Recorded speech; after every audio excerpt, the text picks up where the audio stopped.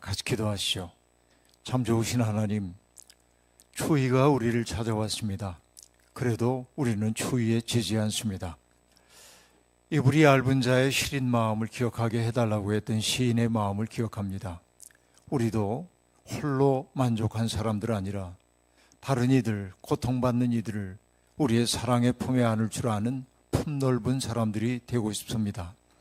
우리끼리만 행복한 사람 아니라 우울에 빠져있는 사람들을 우리에게로 초대하여서 함께 인생을 경축하며 살 수 있는 마음 넉넉한 사람들이 되고 싶습니다. 오늘 이 예배를 통하여서 우리에게 하나님 나라의 비전을 일깨워 주시고 그 비전을 따라 힘있게 살아가는 우리가 되게 하옵소서. 말씀을 사모하는 이들 가운데 오늘도 귀한 예물 봉헌한 이들이 있습니다. 저들의 헌금과 저들의 마음 받으시고 또 이 자리에 동참한 모든 이들 속에 주님께서 함께 하셔서 우리 속에 하늘의 생기를 채워주시고 에스겔이 보았던 해골의 골짜기에 하나님의 생기가 불어올 때 그들이 일어나 하늘 군대에 이루었던 것처럼 우리도 무기력함 떨치고 일어나 하나님 뜻 즐겁게 행하는 멋진 사람들 되게 인도해 주시옵소서. 예배하신 은혜 우리 속에 충만히 채워주시길 비올 때 예수님의 이름으로 기도하옵나이다. 아멘. 네, 오늘 우리가 이렇게 또 모여서 하나님의 말씀을 듣습니다마는 오늘 우리는 굉장히 놀라운 역사의 또 하나의 변곡점을 맞이했습니다.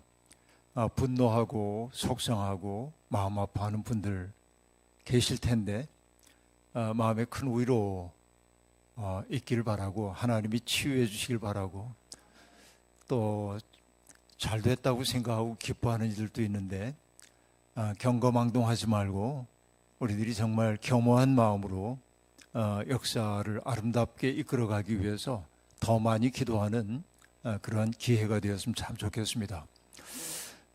제가 이런 얘기는 뭐 더 할 게 없고요. 여러분 오늘 제목이 뭐죠? 하나님 나라가 무엇과 같은가요, 여러분? 하나님 나라가 어떤 것일까요? 하나님 나라.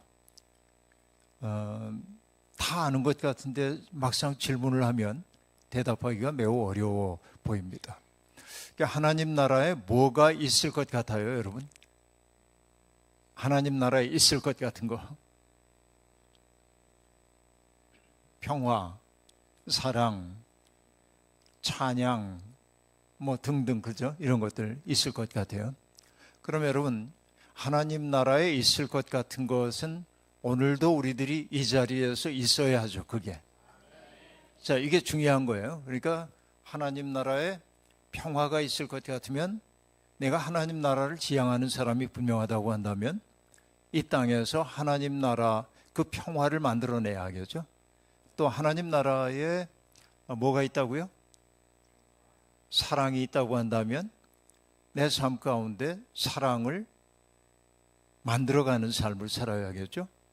이런 것들이에요. 그러면 여러분 이건 굉장히 쉬워요. 안 해도 되니까, 표가 안 나니까, 그죠? 그런데 이렇게 질문해 볼게요. 하나님 나라에 없을 것 같은 것은 어떤 것들입니까?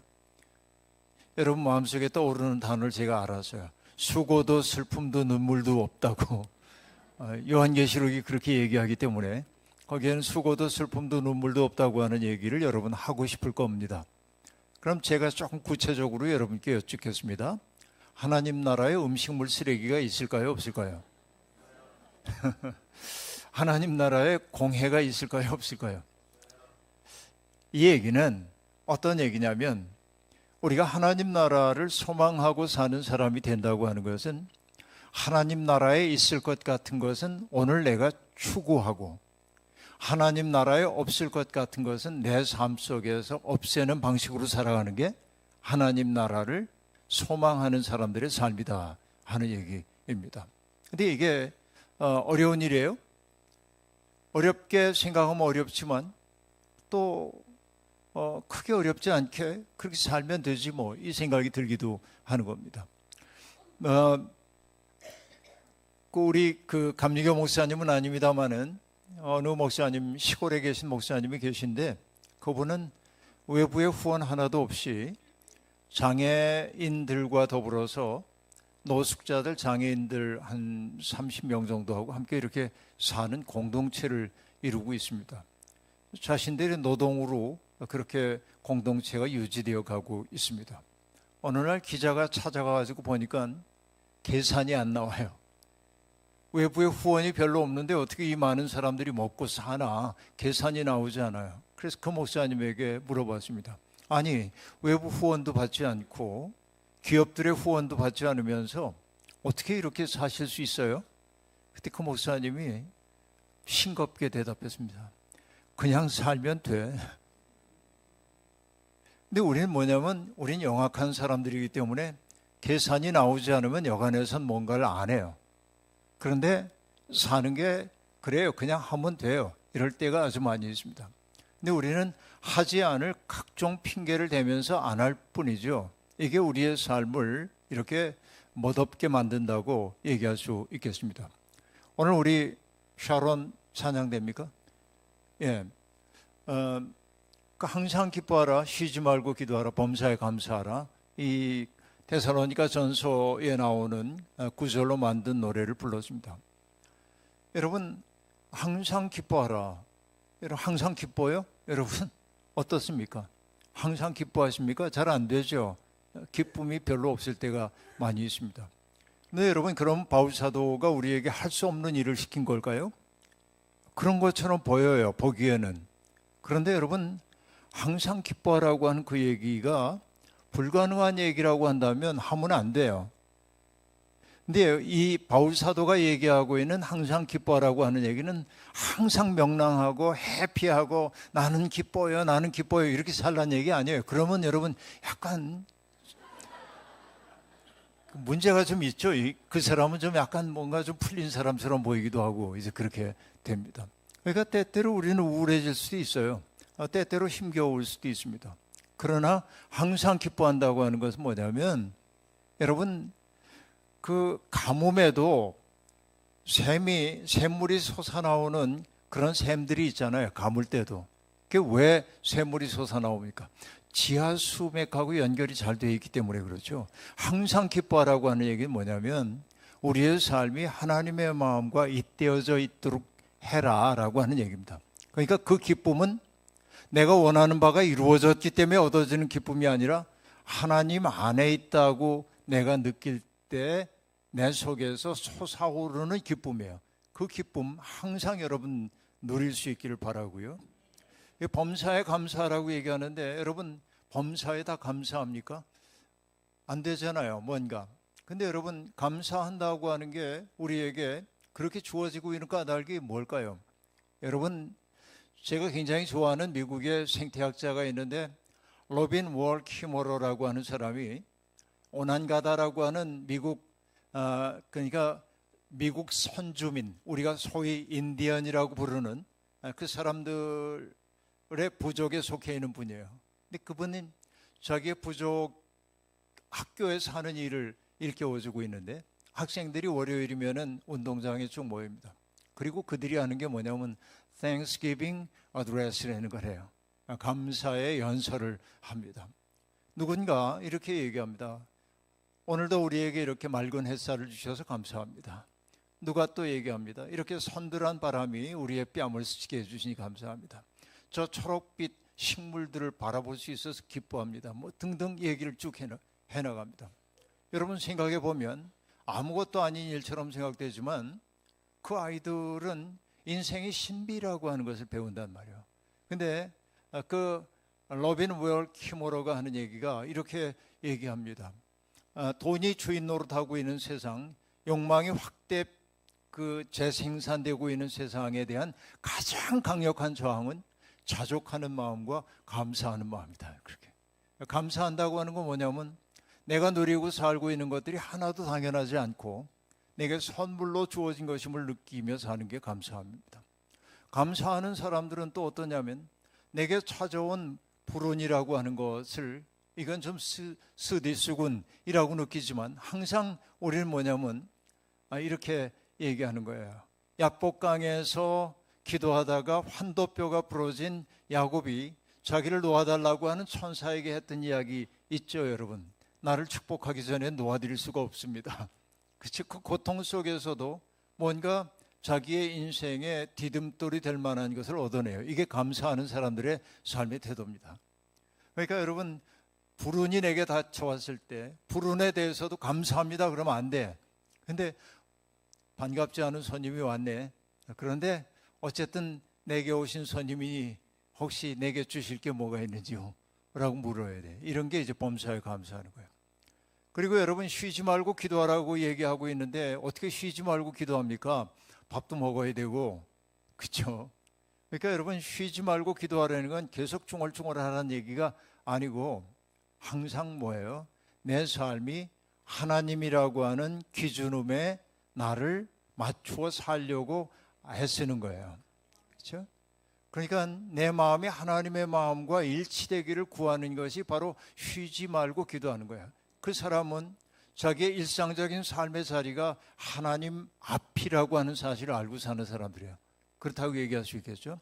그러니까 내가 직장 생활을 하더라도 혹은 광장에 서 있다 할지라도 골방에 있다 할지라도 학교에 있다고 할지라도 혹은 공장에 있다고 할지라도 그 자리가 내가 먹고 살기 위한 벌이하는 자리이기도 하지만 그 자리가 하나님 앞이라고 하는 사실을 알고 사는 거예요.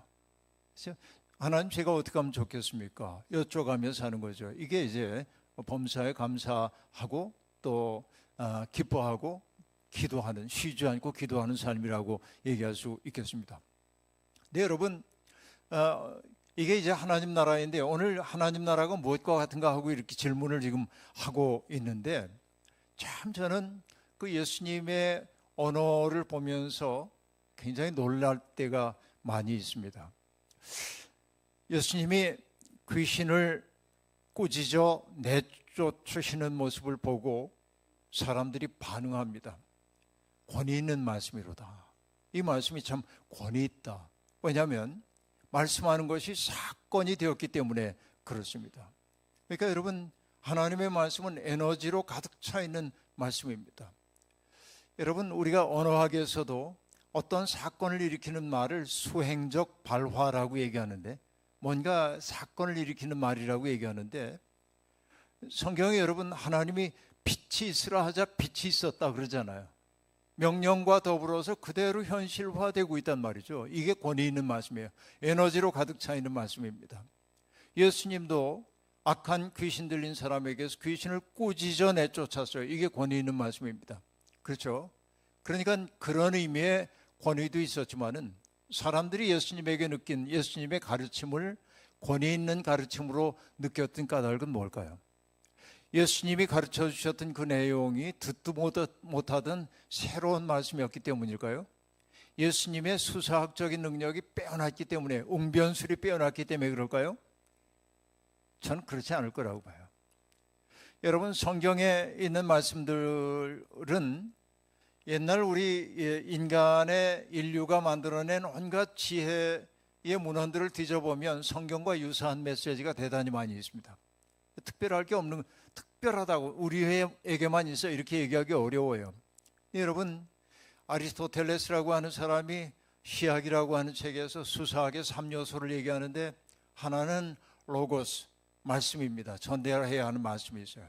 그런데 똑같은 말씀이라고 해도 어떤 열정을 가지고 전달하느냐에 따라서 사람들은 그 말씀을 받아들이기도 하고 받아들이지 않기도 합니다. 그러니까 특별히 여러분, 말이 사람들의 가슴 속에 들어가도록 해야 하는데, 그렇죠? 그런 걸 잘하는 사람들이 있어요. 히틀러도 굉장히 잘했던 사람이죠. 이거 파토스라고 그래요. 열정입니다. 뭔가 정념, 이런 것들이에요. 그러니까 여러분, 우리 어렸을 때 웅변할 때 이 연사 여러분에게 뭐 이렇게 얘기하잖아요. 이런 게 이제 파토스.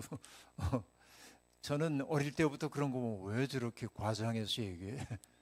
늘 이제 저는 그게 좋지 않았는데, 그러니까 제가 설교하는 스타일도 이렇게 두런두런 얘기하는 스타일인 게 막 외치는 걸 되게 싫어해가지고 그런데요. 그런데 수사학의 세 번째 요소는 뭐냐면 에토스라고 얘기를 하고 있는데, 그건 뭐냐면 말하는 사람이 어떤 사람이냐, 이게 중요하다 그 얘기입니다.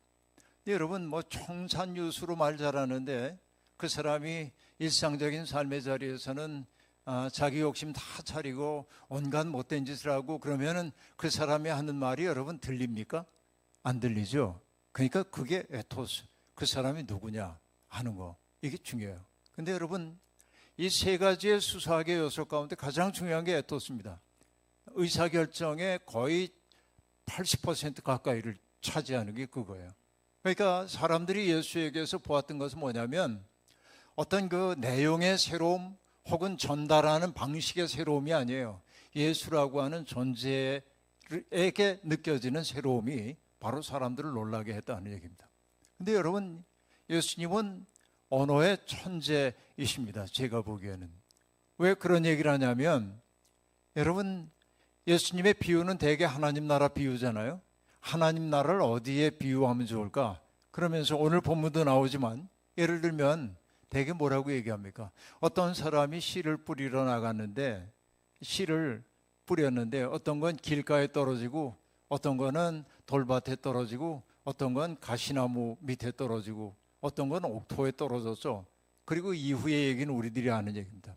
하나님 나라를 어떻게 얘기할까? 그러다가 어떤 사람이 그물을 던져서 물고기를 잡아서 해변으로 끌어올려서 좋은 것과 나쁜 것을 가르는 것과 같아. 하나님 나라 뭐라고 얘기할까? 그러다가 어떤 사람이 밭에서 일하다가 보물을 발견해서 어떤 상인이 값진 진주를 발견하고 나서 자기가 가진 거 다 팔아서 그 진주를 사서 이렇게 얘기합니다. 그러니까 하나님 나라 얘기를 하고 있는데 놀라운 게 뭔지 아세요? 하나님 나라라고 하는 비상한 현실을 드러내기 위해 예수님이 사용한 언어는 매우 일상적이었다는 얘기입니다. 그러니까 그냥 우리의 일상 속에서 있을 법한 어떤 이야기를 늘 소재로 삼고 있어요. 그런데 그 일상 속에서 정말 놀라운 것을 보아내는 거예요. 이게 하나님 나라입니다. 진주 같은 걸 보아내고 있어요. 근데 여러분, 오늘의 이 한국교회에서 설교가 작동되지 않을 까닭이 뭐냐면 일상성 속에서 말들을 찾아내지 않고 종교적인 언어만 반복하기 때문에 종교적인 언어들이 상투어로 변해버리고 말았다. 이렇게 얘기할 수 있겠습니다. 이게 예수님과 우리의 말의 차이라고 얘기할 수 있어요. 그래서 여러분, 요즘 평신도들은 얼마나 많은 말을 듣고 지내는지 모릅니다. 그래서 그분들끼리 하는 얘기 들어보면 이러잖아요. 우리 목사님 설교는 기승전전이야. 우리 목사님 설교는 기승전헌이야. 이렇게 얘기하는데 아세요? 그게 뭔지? 기승전결이잖아요. 결론. 근데 결론의 자리에 늘 가는 게 뭐냐면 기승전전. 그러면 우리 목사님 설교는 어떤 본문 가지고 얘기해도 전도하라는 말로 끝나. 이게 기승전전이에요. 기승전헌은 뭐예요? 화나셨어요? 여러분 왜 즉시 답이 나오지? 예, 그런 얘기. 그러니까 뭐냐면 예를 들면 우리가 그 선한 사마리아 사람의 비유를 목사님이 텍스트로 딱 내놓으면 교인들은 다 알아요. 목사님이 뭐라고 할지. 그러죠. 그러니까 다 알기 때문에 뭐예요? 안 들어. 듣는 것 같지만. 이게 상투어라고 얘기하는 거예요. 그래서 여러분, 정말 이 설교자들에게 고민은 뭐냐면 사람들이 다 안다고 생각하는 그 텍스트 속에서 어떻게 새로움을 발견할 수 있을까? 이게 이제 고민이란 말이죠. 그래야 작동하는 거이기 때문에 그렇죠. 근데 여러분, 예수님은 그런 의미에서 무궁무진하셨어요. 그러니까 여러분, 놀라운 게 이런 겁니다. 옛사람은 너희에게 말하기를 살인하지 말라 하였다. 그러니까 여러분, 이게 율법으로 아는 거죠. 10계명의 계명 가운데 살인하지 말라. 이게 다 알 수 있습니다. 그러니까 난 다 알아. 난 살인하지 않았어. 그때 예수님의 의표를 확 찌르고 들어오는 거예요. 뭐라고 얘기합니까? 그러나 나는 너희에게 말한다. 형제를 보고 바보라고 하는 자는 지옥에 갈 거다. 하고 얘기합니다. 옛사람은 너희에게 말하기를 간음하지 말라 하였다. 나 간음 안 했어. 근데 주님이 의표를 확 찌르고 들어옵니다. 여인을 보고 음욕을 품은 자는 이미 간음하였느니라. 그죠? 문자가 아니라 문자 너머에 하나님의 마음이 뭔지를 확 읽어내잖아요. 그 마음을 아니까 무수히 많은 변화된 상황 속에서 말할 수 있는 거리가 나온단 말이에요. 상황에 따라서 적절하게. 이게 예수님이죠. 그러니까 예수님에게 중요한 것은 문자가 아닙니다.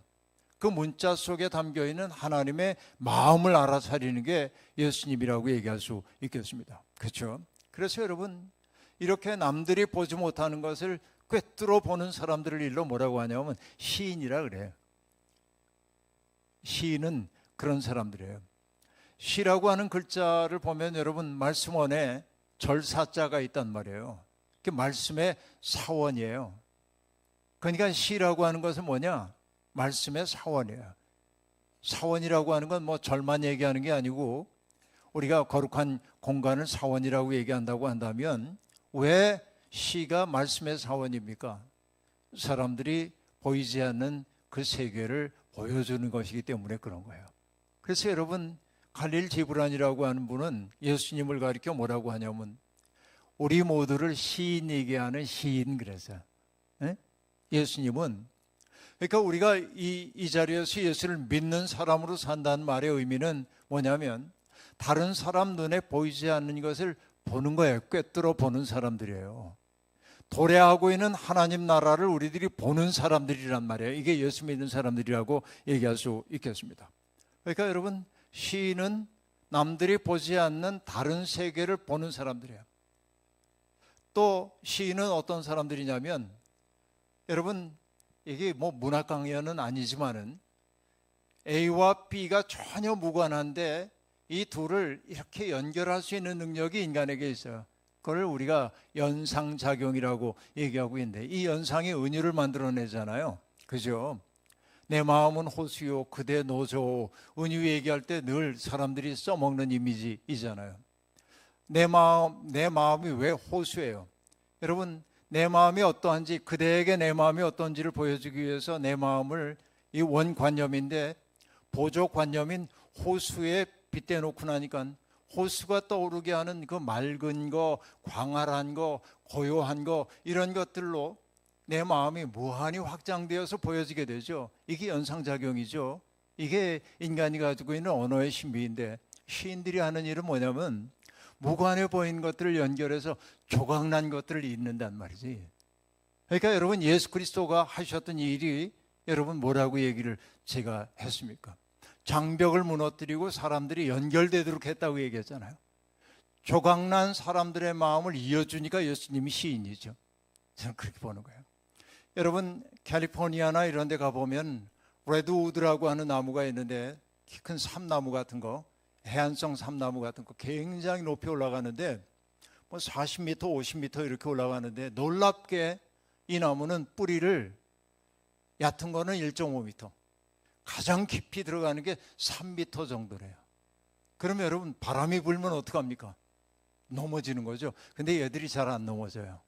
왜 그런지 아십니까? 얘들은 생존 전략이 있어요. 그게 뭐예요? 뿌리들이 땅 밑에서 서로 연결해줘요. 이렇게 내가 깊이 가지 않더라도 얘가 내 뿌리를 지탱해주기 때문에 잘 안 넘어지는 거예요. 이게 삼나무의 생존 전략이에요. 근데 예수 그리스도께서 하셨던 일이 뭐냐면, 조각나 있던 사람들의 마음을 자꾸 엮어가지고선 말이죠, 그들이 하나됨의 기쁨을 누리도록 하셨단 말이죠. 그러니까 시인은 다른 세계를 보게 한다고 얘기했고, 시인은 조각난 것들을 이어서 총체성을 보게 만든다고 얘기했는데, 주님이 그러했고 우리가 그러해야 한다는 얘기입니다. 여러분, 그러니까 우리는 새로운 세상을 바라보는 사람이에요. 자, 시간을 아끼기 위해 얘기해 보겠습니다. 오늘 얘기 본문인데요, 하나님 나라는 무엇과 같을까? 주님이 딱 질문을 던져놓고 어디에 비교보면 좋을까? 그러다가 문득 생각이 나신 듯이 말씀하십니다. 어떤 사람이 겨자씨를 가져다가 정원에 심었더니 자라서 나무가 되어 공중의 새가 그 가지에 깃들였다 라고 얘기합니다. 자, 이 비유가 있어요. 근데 우린 당혹감을 느낍니다. 첫 번째 당혹감, 하나님 나라에 대한 아무 메시지가 없어. 그렇죠? 하나님 나라를 어디에 빗댈까라고 얘기했는데 하나님 나라가 뭔지에 대한 이야기 한마디도 안 나왔어요. 어떤 사람이 정원에다가 겨자씨를 심었더니 나무가 자라서 공중에 새가 깃들였다, 이거밖에 없어요. 뭐가 하나님 나라인지 몰라. 이게 첫 번째 당혹감입니다. 두 번째 당혹스러운 게 있는데, 겨자씨를 정원에 심는다는 게 팔레스타인의 농부들에게는 있을 수 없는 일이기 때문에 그럽니다. 왜 그러냐면 이 겨자씨라고 하는 게 척박한 토양에서도 억척스럽게 살아남기 때문에 정원에 심지 않아도 어디에서든 자라날 뿐만 아니라 내 채마밭이나 정원에다 갖다 심으면 얘들이 온통 정원이나 채마밭을 다 차지해버리고 말기 때문에, 그러니까 농부들은 겨자풀을 뽑아내지 갖다 심는 사람은 없어요. 이게 두 번째 당혹감이에요. 하나하나 따라오고 계세요? 첫 번째 당혹감이 뭐였어요? 하나님 나라에 대한 어떤 정보도 없어. 첫 번째. 두 번째는 뭐냐면 채마밭 혹은 정원에다가 겨자풀을 심는 사람이 현실 속에 없어요. 이게 두 번째입니다. 세 번째, 겨자는, 이게 좀 식물학적 얘기지만 초본과 식물이고 두 해살이 풀에 지나지 않습니다. 그래서 얘는 나무가 아니에요, 일단. 그리고 제일 많이 자라도 3m 이상 자라질 않아요. 그런데 비유는 뭐라고 얘기했냐면은 자라서 나무가 되었다고 얘기하고 게다가 거기에 공중의 새들이 깃들였다, 이렇게까지 얘기를 하고 있습니다. 사리에 맞지 않은 것처럼 보입니다. 자, 그러면 여러분 이 비유를 없애야 할까요? 근데 이게 엄연히 하나님 나라 비유란 말이에요. 그럼 우리 이제 고심을 하기 시작해야 합니다. 자, 비유라고 하는 말은 헬라어로 파라볼레라고 하는, 뭔가를 팔아보겠다 하는 얘기는 아니고 비유라고 하는 건 파라볼레라고 얘기하는데, 그 파라볼레라는 게 뭐냐면 옆에다 두다, 옆에다 놓아두다, 이런 뜻입니다. 그러니까 뭔가 비교 대상이 있을 때 비교가 되는 거예요. 예를 들면 여러분, 제가 여러분에게 제 키가 큽니까 작습니까 라고 물으면 어떤 분은 크다고 얘기할 거고 어떤 분은 작다고 얘기할 겁니다. 최근에 제가 기가 막힌 소리를 좀 들었는데요. 처음 만난 분이 저보고 목사님 깜짝 놀랐어요. 그래. 왜요? 그래. 목사님 키가 그렇게 큰 줄 몰랐어요. 그렇게. 아니 내가 어떻게 보인 거야 도대체? 근데 그분이 보기에는 자기가 생각한 것보다는 크다고 얘기를 했는데, 요즘 엘리베이터에 타보면은 내가 제일 꼬마야. 젊은이들 쪽에 가면 늘 제일 작아요. 왜? 다 커요, 요즘 젊은이들이. 그러니까 여러분, 내가 키가 작은 분들하고 있으면 난 커요. 근데 나보다 큰 사람들하고 있으면 난 작아요. 그러니까 크다 작다라고 하는 것은 비교 대상이 누구냐에 따라 달라지는 거죠. 이게 아름답다 추하다 이런 거 다 똑같은 거예요. 그런데 여러분, 여기에 등장하는 겨자씨 혹은 겨자풀도 드러나 있지 않지만 비유의 대상이 있다고 봐야 돼. 그렇죠? 그러면 여러분, 비유의 대상이 뭘까요? 그 비밀을 풀 수 있는 열쇠어가 있어요. 여기에는, 이 비유 속에. 그게 뭐냐? 공중에 깃드는 새에 대한 이야기입니다. 자, 여러분은 아직도 공중에 깃드는 새 얘기를 통해 이게 왜 하나님 나라 비유인지 잘 안 와요, 아직까지. 그런데 제가 얘기하면 그러실 수 있어요. 이 얘기는 다니엘서 4장과 연결이 됩니다. 다니엘서 4장을 보면은 느부갓네살 왕이 두 번째 꿈을 꾸는 얘기가 거기에 등장하고 있는데, 그는 땅의 한복판에 있는 아주 큰 나무 하나를 꿈에 봅니다. 근데 그 나무가 어떻게 컸든지 튼튼할 뿐만 아니라 하늘에 닿을 정도로 큽니다. 잎사귀가 무성하고 열매들이 풍성하고요. 그래서 그 나무 아래 많은 들짐승들이 깃들여 살고 있었고, 그 큰 나무 가지에는 공중의 새들이 깃들어 살았다 하고 얘기합니다. 가만히 뭔가 연결되려고 그러죠. 지금 따라오고 계십니까? 따라오고 계시리라고 생각을 합니다. 그러니까 여러분, 이 느부갓네살의 꿈은 뭘 지금 가리키고 있냐면 자기가 세운 제국이 세상의 으뜸이라는 거예요, 지금. 그러니까 세상의 모든 이들이 자기의 품 안에서 행복을 누리고 있다라고 얘기합니다. 이게 느부갓네살의 꿈입니다. 그런데 그 꿈은 갑자기 새롭게 전개됩니다. 어떻게 됩니까? 하늘에서 들려오는 소리가 있었습니다. 이 나무를 베고서 가지를 꺾고 잎사귀를 떨고서 열매를 해쳐라. 나무 밑에 있는 짐승들을 쫓아버리고 가지에 깃든 새들을 쫓아내어라 라고 말합니다. 결국 느부갓네살이 꾸었던 그 꿈, 다니엘서에 등장하는 그 꿈은 뭐냐면 오만에 빠진 제국을 해체하시는 하나님의 능력을 보여주고 있는 거예요. 자기가 세상의 으뜸이라고 생각하는, 내가 세상의 중심이라고 생각하고 있는 그런 오만에 빠져 있는, 하나님조차 무시하는 그런 세력들에 대한 하나님의 심판 예고란 말이에요. 그러니까 여러분, 이 예수님이 이런 비유를 말씀하고 있는 까닭은 뭐냐면, 어제도 말씀을 드렸습니다마는 로마 제국이 지중해 세계 전체를 다스리고 있던 때인데, 어제 제가 말씀드렸던 거 여러분 기억나시죠? 모든 길은 로마로 통한다라고 얘기할 때 그 길은 오고 가는 길, 한쪽 방향은 로마에서부터 외부로 나 있는 그 길은 어떤 길이었습니까? 침략의 루트였습니다. 그리고 외부로부터 로마로 오는 그 길은 뭐였습니까? 약탈의 길이었단 말이죠. 그러니까 로마는 뭐예요? 느부갓네살 왕이 꿈꾸고 있는 것처럼 그렇게 자기가 세상의 최고라고 하는 오만함, 그런 제국이라고 얘기할 수 있겠습니다. 홀로 우뚝해서 다른 나무들은 안중에도 없는 나무인 로마 제국이지요. 그런데 예수님은 말씀하십니다. 홀로 우뚝한 사람들이 다른 사람들을 마음대로 지배하는 게 하나님 나라 아니라는 거예요. 뭐냐? 서로의 연약함, 서로의 부족함, 그런 것들을 보듬어 안으면서 보잘것 없어 보여도 자기에게 주어져 있는 생명을 한껏 살아내는, 아까 얘기했죠. 겨자풀이라는 게 척박한 땅에서도 살아간다고 얘기했습니다. 자기의 조건 같은 거 따지지 않고 살아내는 게 겨자풀입니다. 그러니까 하나님 나라는 뭐와 같은가? 매사가 잘 되는 것만이 하나님 나라가 아니라 나에게 주어져 있는 삶을 무한히 값지게 살아내기 위해 애를 쓸 뿐만 아니라, 그뿐만이 아니고 뭡니까? 바람이 불어와 내가 넘어질 것 같을 때 너하고 어깨동무하고 우리 힘내자 부축해가면서 바람에 맞서기도 하고, 쉴 곳을 찾아 날아온 새들이 있으면은 자기의 품을 내줘가지고서는 함께 지내도록 해주는, 이게 하나님 나라라는 거죠. 그러니까 여러분, 우리가 이렇게 교회를 이루고 있는 것도 그렇습니다.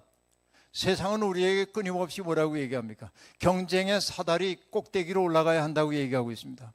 그러나 우리가 이루고 있는 이 공동체라고 하는 것은 성공의 사다리 꼭대기로 올라가려는 사람들의 모임이 아니에요. 뭐 하는 거냐? 함께 인생의 생을 경축할 줄 아는 사람들이 되는 겁니다. 그래서 여러분, 어떤 분이 얘기를 했는데요. 세상에는 두 가지의 삶의 방식이 있다는 거예요. 하나는 사다리 오르기로서의 삶이 있어요. 그건 뭡니까? 사다리는 위로 올라갈수록 좁아져요. 성공의 사다리. 그러니까 올라가다 보면 위에 올라가는 사람은 내가 끌어내려야 내 올라갈 자리가 생겨나고, 밑에 올라오는 사람은 밟아야 나를 추월하지 못하죠. 그러다 보니까 늘 항시적인 불안 속에 살 수밖에 없습니다. 이게 우리의 삶입니다. 근데 또 다른 하나의 삶이 있다고 얘기합니다. 그게 뭐냐면 서클 댄스로서의 삶입니다. 원을 이루어서 원무 추는 거, 그렇죠? 우리가 강광수월래 같은 춤 말이에요. 우리가 손을 붙잡고 춤을 춥니다.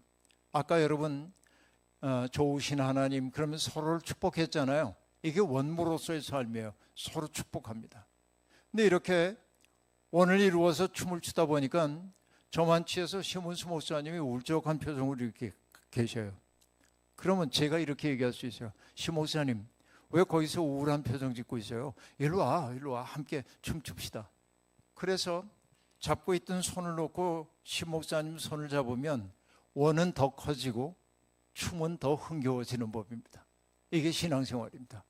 하나님 나라는 바로 이와 같은 거라고 예수님이 얘기하고 있는 거예요.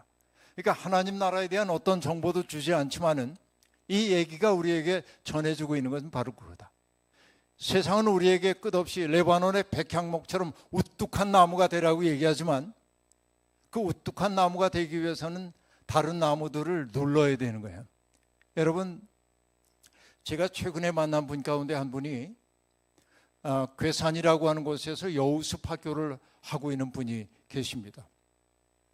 30대 중반쯤 되었을 때 잘 나가던 벤처기업의 CEO였는데 내가 이렇게 한가롭게 살 때가 아니다 생각하고 직장생활 그만두고 자기가 가진 재산을 다 털어서 괴산에 조그만 야산 하나를 샀습니다.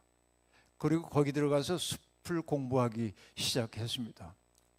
그러면서 공부를 하다 보니까 너무 재밌는 거예요. 이게 숲의 생태가. 그래서 전국을 다니면서 숲 공부를 하고 나서 내가 이걸 사람들에게 알려야겠다 해서 만든 학교가 있는데 그 학교 이름이 뭐냐? 여우숲 학교입니다. 우리나라에 지금 여우가 없죠. 멸종이죠. 근데 여우가 돌아오는 숲을 만들고 싶다는 게 그분의 꿈입니다. 그래서 많은 사람들이 거기에 찾아오면 숲에 대한 가르침을 해줘요. 나무들을 잘 살펴보도록 합니다. 나무들이 어떻게 성장하려고 그 어떤 나무들의 성장의 욕망이 어떤지, 그런데 그 나무들이 놓여있는 환경이 어떠한지, 그렇죠? 큰 나무 아래에 있으면 자라기 어렵잖아요. 그런 환경적 조건도 보고, 그러니까 큰 나무 아래에 있는 나무들이 광합성을 해야 되니까는 팔을 뻗어야 되잖아요. 줄기를 어떻게 굽혀갔는지 이런 것들을 보도록 만들어 주고, 그러고 나면, 그걸 알고 나면 숲이 그냥 보이지 않아요. 저도 나무 하나하나를 바라보면 신기하기 이를 데 없어요. 제가 제일 눈길을 많이 주는 게 뭐냐면 나무의 옹두리 같은 것들입니다. 그게 뭐냐? 여러분, 나무가 상처를 입거나 그래서 균 같은 게 들어가면 나무는 스스로를 치유하기 위해서 수액이나 수지를 내가지고 감싸요, 상처를. 근데 이게 잘 낫지 않으면 수지가 커져서 홍난 것처럼 보이는 데가 있어요. 그걸 우리가 옹두리라고 얘기하는데, 그 옹두리는 나무가 스스로를 치유하기 위해 애썼던 흔적이에요. 저는 그걸 보면서 요즘은 그래, 나무 보면서 애썼다, 장하다, 고맙다 그러거든요, 숲에 가면. 그리고 이전에는 똑바로 올라간 나무를 보면 좋았어요. 근데 요즘은 어떤 생각이 드냐면 구부러진 나무를 보면 장하다, 그 조건 속에서 참 장하다, 그런 생각이 들어요, 요즘은. 근데 그 여우숲 학교가 늘 하는 일이 숲에 대한 얘기를 해주고 학생들에게 이렇게 얘기한대. 여러분, 이 숲에서 여러분을 닮은 나무를 한번 찾아가 보세요. 그 아래에 서 보십시오. 그러면 어떤 사람은 곧게 솟은 전나무나 가문비나무 밑에 가서 나무를 부둥켜 하나. 조금 얄미운 사람들이지. 어려움 없이 인생에 그 큰 고비 없이 살아온 사람들이죠. 뭐 그런 사람들을 굳이 얄밉다고 얘기할 건 없지만 자신 있게 거기에 서는 걸 보면 약간 우리처럼 심사가 뒤틀린 사람들은 그래 잘났다 그러고. 근데 어떤 이는 가보면은 이렇게 구부러지고 휘어진 나무 곁에 서서 눈물을 글썽글썽 자기 삶을 그렇게 돌아보는 거죠. 그리고 어떤 이들은 상처가 많아가지고 옹두리가 많은 나무 곁에 가서 서 있고 그냥 서 있는 자리만 봐도 그 사람의 인생이 보이는 거야. 그런데 그 김용규 선생이 매우 재미나는 얘기를 하나 들려줍니다. 굳이 나무에 비유하자고 한다면은 자기는 엄나무를 닮았다, 그렇게 얘기해요. 근데 여러분 아시다시피 엄나무나 두릅나무 같은 것들은 가시가 많잖아요. 그런데 생태학적으로 보면은 엄나무나 가시나 엄나무나 두릅나무 같은 것들은 그 잎이 연하고 맛있기 때문에 동물들이 매우 좋아한대요. 그러니까 내가 아직 너무 어린데 동물들이 와가지고 잎을 다 따먹거나 기대거나 그러면 넘어질 수밖에 없어요. 그래서 나무들의 생존 전략이 뭐냐면 가시를 만드는 거예요. 그래서 함부로 기대지 못하게 살기 위한 노력이에요. 자기의 20대, 30대 때 자기를 보면 세상에 대한 울분과 분노가 많아가지고 가시가 많았고 남들을 찌르기도 했고 그 때문에 자기도 찔리고 그랬다는 거예요. 그런데 나이가 이만큼 되고 나니까 가시가 많았던 자기의 삶을 용서할 수밖에 없었대요. 왜? 연약하기 때문에 그래야 되는 걸 알았기 때문에. 근데 한 가지 다행인 게 뭐냐면 나무가 둥치가 커져서 더 이상 나무 짐승이 기대도 넘어지지 않을 때가 되면 가시를 떨군답니다. 이게 놀랍지 않아요, 여러분? 이게 나무의 생존 전략이라는 게 놀랍죠. 그래서 그 얘기를 들으면서 저는 가시가 많은 사람들을 보면 얼마나 속에 아픔이 많으면 이렇게 가시가 많을까? 그리고 기도해요. 하나님, 스스로 가시를 떨궈 버릴 수 있는 내적 힘이 생기게 해주세요. 내면에 힘이 생겨야 가시를 떨굴 수 있잖아요. 그렇죠? 그러니까 여러분, 상처 입은 나무, 구부러진 나무, 이런 것들이 숲을 이루고 있고 그 나무들이 함께 생태계를 이루고 있는 것처럼 하나님 나라라고 하는 거는 여러분 이 겨자풀 얘기를 통해 들려주고 있는 얘기는 우뚝한 사람 되지 못한다 할지라도 내게 주어져 있는 생애 조건이 어떠하든지 그 속에서 하나님이 주신 생명의 가능성을 억척스럽게 살아내면서 홀로 만족하는 사람이 아니라 옆에 있는 사람과 어깨를 겹고 비바람 견뎌내고 또 쉴 곳 찾아온 존재가 있거든 환대하는 사람이 되는 것이 하나님 나라의 질서이다라고 얘기하는 거예요. 바로 우리는 그런 하나님 나라를 꿈꾸도록 부름을 받았다는 얘기죠. 아직 조금 시간이 있죠? 그럼 그 다음 얘기를 한번 해보겠습니다. 그 다음 얘기. 여러분, 그 어떤 여자가, 두 번째 비유인데요. 어떤 여자가 누룩을 가져다가 가루 소말 속에 섞어 넣었더니 마침내 온통 부풀어 올랐다. 이게 다예요. 이 비유도 하나님 나라의 비유인데 당혹스러운 건 똑같아요.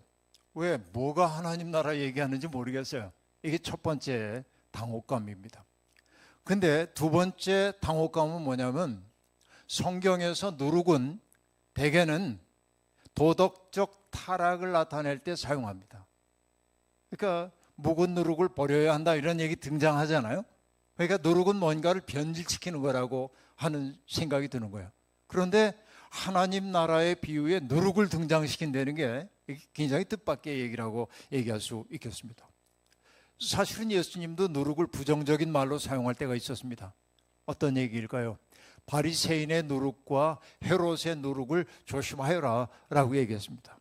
바리새인의 누룩, 그냥 러프하게 얘기하자면은 그건 위선이라고 하는 누룩일 거고, 헤롯의 누룩이라고 하는 건 잔혹함일 겁니다. 자기의 정치적 목적을 위해서 타자를 수단으로 삼기에 서슴지 않은 게 헤롯의 누룩이라고 얘기할 수 있겠는데 그걸 조심해야 된다고 얘기하고 있습니다. 그런데 여러분, 이 비유에서 정작 듣는 사람들, 여러분은 안 그렇지만 예수님의 그 청중들을 당혹스럽게 만드는 것이 뭐냐면 하나님 나라 비유잖아요, 지금.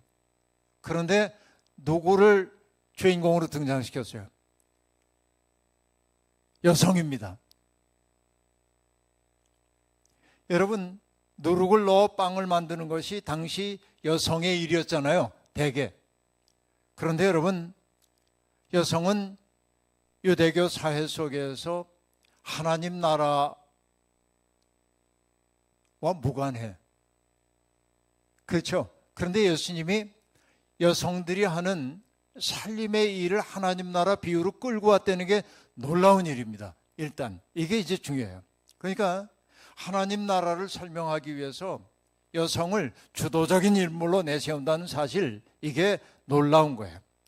그런데 여러분, 이 여인의 행동을 드러내고 있는 단어가 뭐냐면 누룩을 가져다가 가루 서말 속에 넣었다인데, 넣었다라고 하는 그 말은 크립토라고 하는 말인데, 섞어 넣었다라는 뜻인데, 크립토라는 말은 숨겼다라는 뜻이기도 합니다. 숨겼다, 감추다. 자, 이 얘기는 뭐냐면 이 여인이 지금 하고 있는 일이 뭐냐? 옛 세계 속에, 그렇죠? 옛 세계 한복판 속에 새로운 세계의 씨를 심는 사람으로 이 여인을 등장시키고 있다는 거예요. 그러니까 여러분, 여성들을 예수님이 얼마나 존중했는지를 보여주는 대목이 첫 번째이고요. 그 다음에 예수님의 비유의 말씀을 듣는 사람들이 놀라는 까닭 가운데 하나가 뭐냐면, 여러분, 가로 서말 속에다가 누룩을 집어넣었다. 새 스와는 새 말입니다. 거칠게 얘기하면. 그럼 여러분, 요즘 설날 되면 떡국 얼마만큼 하세요? 한 세 말쯤 하세요? 그렇게 안 하잖아요. 그죠? 떡국 요만큼만 있으면 되잖아요. 저도 어렸을 때 보면 제법 많이 했던 것 같아요. 어렸을 땐. 왜냐하면 두고두고 먹으려고. 제 유년기의 기억 가운데 하나가 이런 거 있습니다. 이제 그 설이 다가오면은 아버지가 방앗간에 가가지고서는 그 가래떡을 뽑아가지고 이렇게 오면, 가래떡 맛있잖아요. 조청 찍어 먹으면. 그러니까 떡 뽑아온 날은 배 터지도록 먹는 날이야. 왜냐하면 슬그머니 뛰어도 되잖아요, 금방. 그리고 돌아서서 먹고 또 먹고 이제 그러는데, 그건 그날밖에 기회가 없어. 왜냐하면 다음 날이면 꾸덕꾸덕 마르기 때문에 뛰어 먹기도 어려워져요. 근데 이제 방 안에다가 이렇게 이제 쭉 깔아서 얘를 말리잖아요. 얘가 굳어지게 이제 말려요. 그런데 새벽이 되면은 자고 있는데 소리가 들려요. 똑똑 하는 소리가. 그게 뭐냐면 아버지가 떡을 써는 소리. 칼 가지고 도마에다 이렇게 떡을 톡톡 쓸어요. 그 소리 때문에 깨요. 이렇게 보는데 가래떡 하나 써는데도 제법 많은 시간이 걸립니다. 그럼 나는 아버지가 썰고 있는 속도와 저 광주리에 가득 담겨있는 가래떡을 보면 암담해요. 저걸 언제 다 해요? 그러니까 현실 도피하는 거야. 못 보겠다. 난 잠을 청해. 근데 정말 놀라운 게, 한잠 자고 일어나면 아버지님이 다 쓸어놓고 들로 일하러 나가셨어요. 요즘 내가 아버지에 대한 그리움이 있어요. 조금 더 젊었을 땐 어머니에 대한 그리움이 더 많더니 나이가 드니까 아버지에 대한 그리움이 커져. 이거 왜 그런지 몰라요. 물론 어머니에 대한 그리움도 있는데, 대개 아버지에 대한 그리움은 뭐 때문에 그러냐면, 묵묵히 가정사의 모든 짐을 짊어지고 가셨던 우리 세대의 윗분들, 어른들의 삶이 떠오르기 때문에 그러한데, 근데 여러분 이 새말 떡을 하는 이 얘기를 하다 보니까 그 얘기가 등장했는데, 여러분 새말의 밀가루에 가지고 빵을 만든다는 건 보통 사건이 아닙니다. 그러면 여러분, 이게 이 비유 속에 등장하는 그 얘기는 그냥 한 가정이 밥을 먹기 위해 그냥 빵을 만드는 과정이 아님을 알 수 있어요. 그런데 여러분, 성경을 좀 아는 분들에게 이 서말의 밀가루라고 하는 거는 어떤 사건을 떠올리게 만들어요. 그 사건이 뭔지 아십니까? 다시 구약으로 가야 돼. 그 뭐냐면 창세기 18장에 보면 어느 날 아브라함이 장막에 앉아 있다가 문득 눈을 들어보니까 자기 앞에 세 사람이 있는 것을 봅니다. 그래서 아브라함이 달려가서 그분들 앞에 절하면서, 손님들 먼 길 오셨는데 나의 손님이 되어달라고 얘기합니다. 제가 달려가서 물을 떠올 터이니 손과 발을 좀 닦으시고, 제가 아내에게 일러서 음식을 좀 장만해 오라고 할 테니 드시고, 그리고 성경에서 제가 제일 좋아하는 구절이 나오는데, 마음을 상쾌하게 하신 후에 떠나소서라고 얘기합니다. 이게 이제 유목민의 환대 문화인데요, 제가 이 성경 말씀을 좋아한다고 하는 까닭이 뭐냐? 여러분, 어제도 예수님이 아버지께서 내게 이끌어준 사람 가운데 하나도 잃어버리지 않는 것이 나의 일이라고 얘기했는데, 그 얘기를 다른 버전으로 얘기하면 나와 만난 사람들이 마음이 상쾌해져서 돌아갔으면 좋겠어요. 근데 아브라함이 그 세 사람에게 마음을 상쾌하게 하신 후에 떠나달라고 얘기를 하자 그들은 기꺼이 아브라함의 손님이 되어줍니다. 아브라함은 가서 살진 송아지를 잡고요, 대접하기 위해서. 그리고 아내에게 빵을 만들라고 얘기하는데 그 분량이 얼마만큼이냐면 세스와 세 말입니다.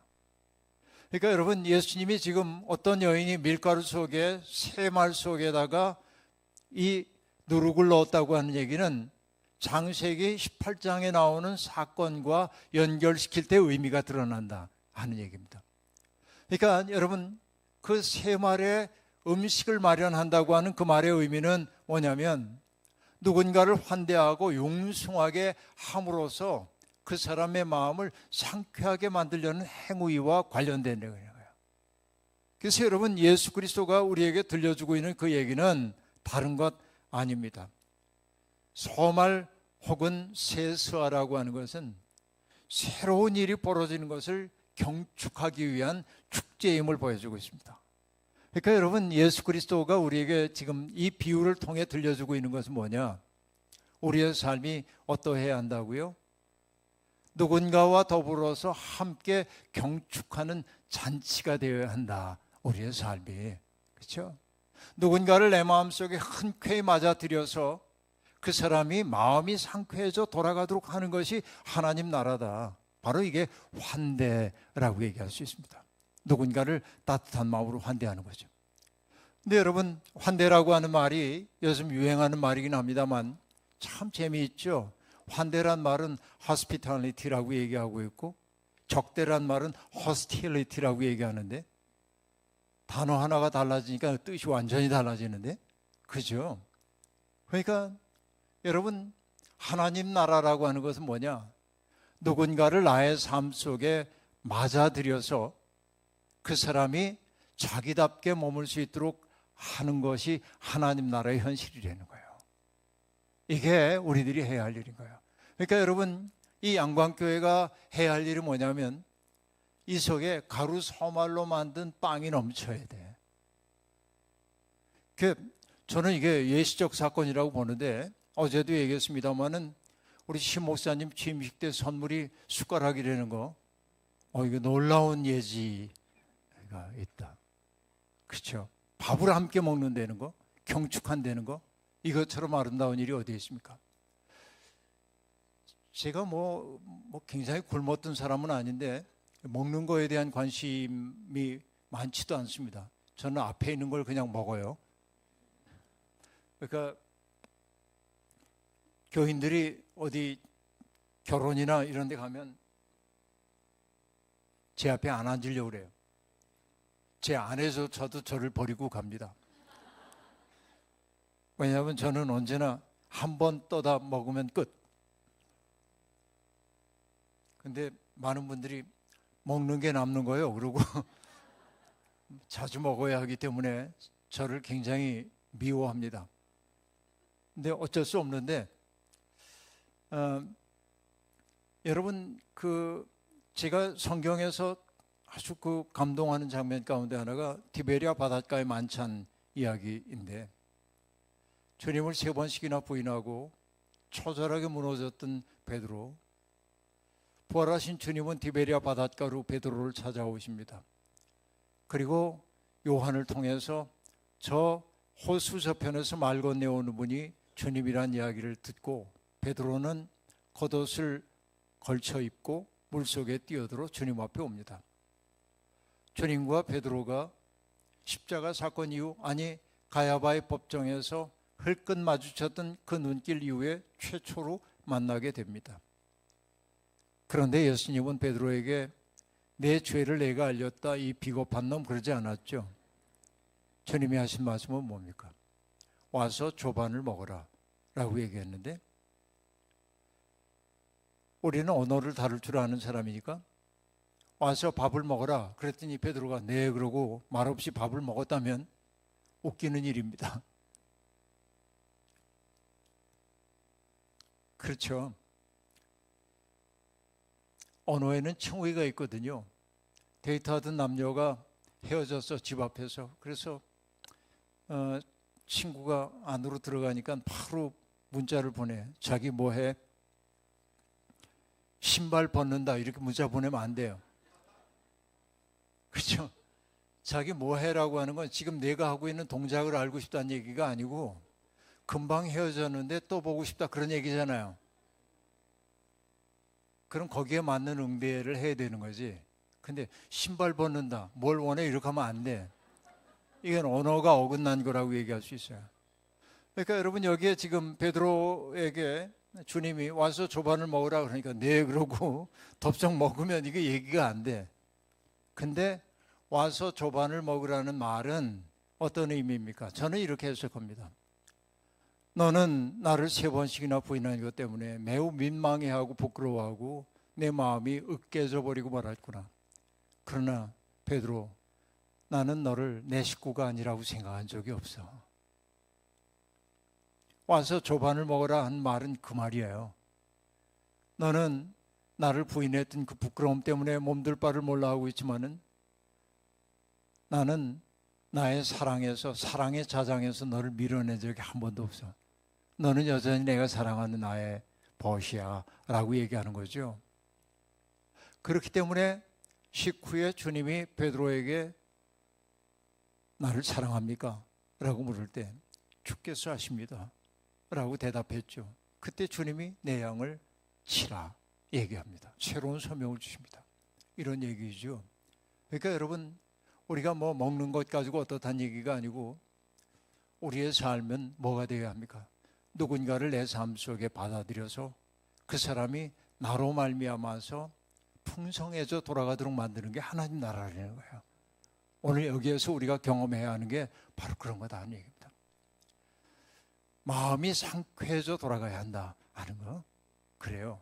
여러분, 우리는 바로 이 일, 적대감이 가득 차 있는 세상에서 이 일을 위해 부름받았습니다. 자, 겨자풀 천국 얘기는 우뚝 솟은 나무가 되라고 하는 세상에서 우뚝 솟은 나무 되지 말란 얘기는 아니지만은 나의 운명, 나의 처지 그런 거 원망하지 말고 내게 주어져 있는 생의 조건 속에서 내가 할 수 있는 최선을 다해가면서 다른 사람의 눈물겨운 사정도 헤아려가면서 서로 다독거리고 우리가 힘을 내자고 해가면서, 그렇죠? 사랑의 공간을 만들어가는 게 하나님 나라. 그렇죠? 이 누룩, 3마리의 밀가루 속에 누룩을 집어넣는 이야기도 바로 우리의 삶을 누군가와 더불어 함께 살아가는 잔치로 만들려고 하는 하나님의 말씀이 아닌가 싶습니다. 공동체를 뜻하는 영어 단어는 커뮤니티인데, 커뮤니티라고 하는 단어는 함께를 뜻하는 컴과 선물을 뜻하는 모누스라고 하는 말이 결합된 말입니다. 서로가 서로에게 선물이 되는 사람들의 모임이 공동체입니다. 양광교회는 바로 그런 환대의 공동체, 그래서 서로가 선물이 되는 공동체가 되기를 원합니다.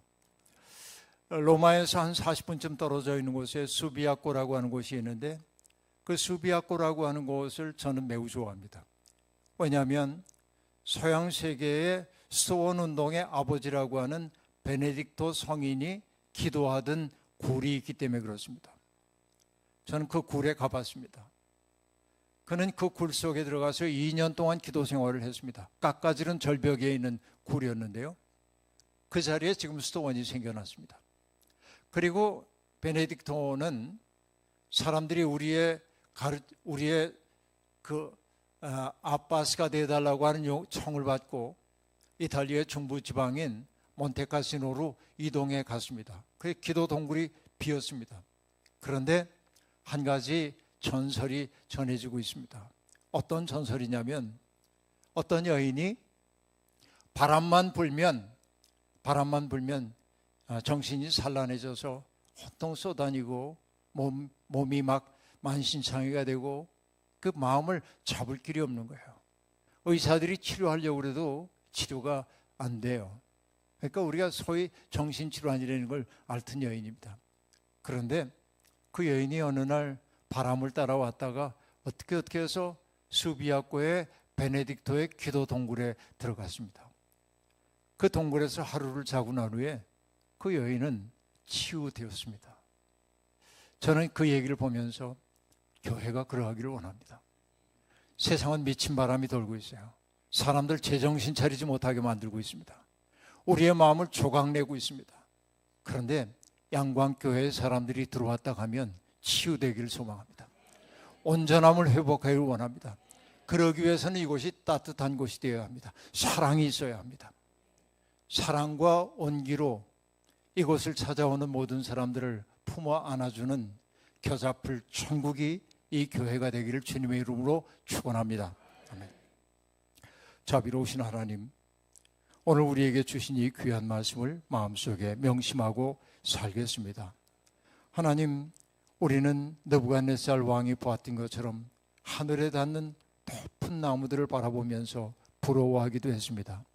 그러나 그런 나무, 홀로 우뚝한 나무를 하나님은 베시고 그 공간 속에 수없이 많은 생명들이 함께 살아가는 새로운 공간을 열어가십니다.